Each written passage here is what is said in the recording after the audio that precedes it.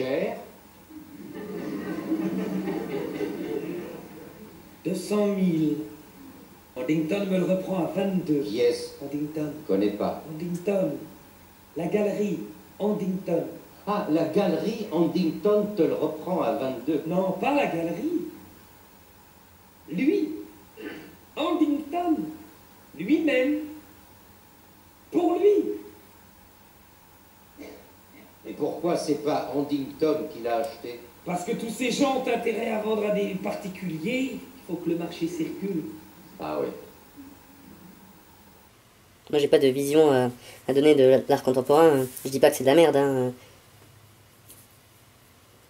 Juste, j'essaie de comprendre l'art contemporain et j'essaie surtout de comprendre pourquoi c'est aussi cher. Alors en fait, dans Art, Serge, qui est joué par Lucchini, achète un tableau, 200 000. 200 000. Donc c'est énorme. Et il lui explique que c'est la galerie Huntington. Huntington. Qui est prête à lui racheter. Enfin, c'est pas Huntington, c'est Huntington lui-même, il le dit. Huntington lui-même. Et donc en fait, ça montre que le marché de l'art contemporain c'est de la spéculation et que les gens sont prêts à se racheter des œuvres entre eux pour faire grimper le prix. Parce que tous ces gens ont intérêt à vendre à des particuliers, il faut que le marché circule. Pour ça, uniquement pour faire monter les prix des tableaux. Et donc la qualité, c'est même plus un critère, le critère c'est le prix. Et voilà, c'est pour ça que le marché de l'art contemporain, ça devient n'importe quoi.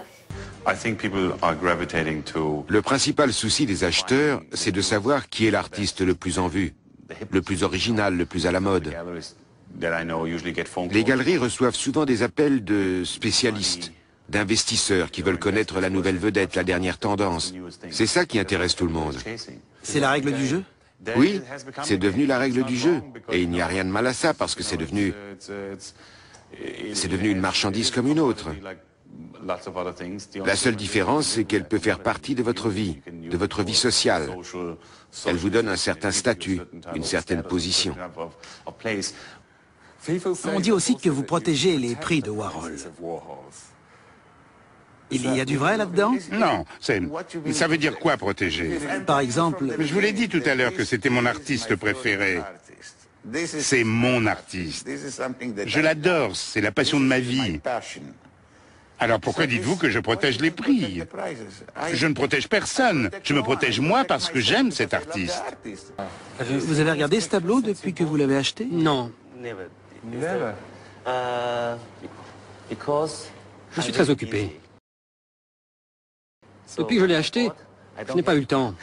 C'est la première fois. C'est vrai? Oui, c'est pour vous. Merci. Et comment le trouvez-vous? Il est superbe. Oui? Oui, c'est la couleur.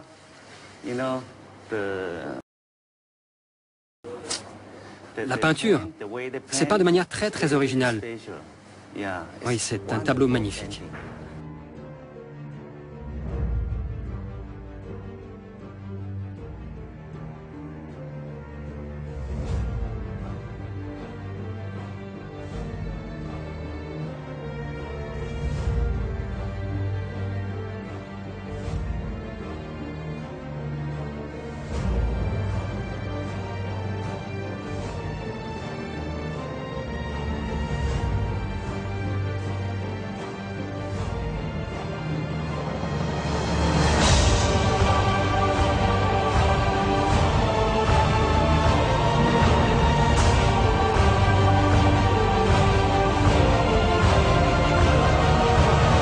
Écoutez, le marché de l'art est aussi transparent ou opaque qu'un autre. Si vous êtes un artiste et que vous voulez vendre une pièce à un certain prix, mais qu'il n'y a pas d'acheteur, vous inventez une histoire pour que ça ne se sache pas.